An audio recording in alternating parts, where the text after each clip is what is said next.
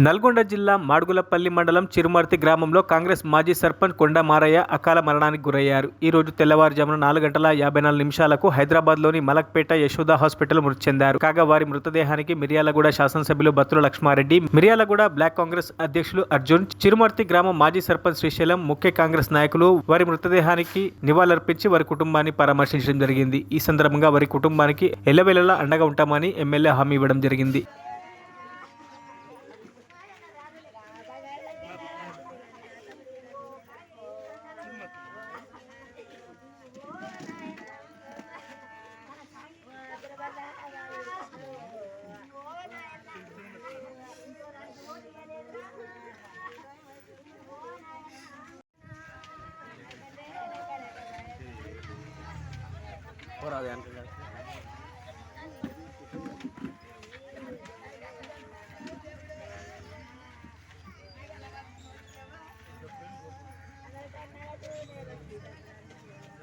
మరిన్ని అప్డేట్స్ కోసం మా ఛానల్ని సబ్స్క్రైబ్ చేయండి.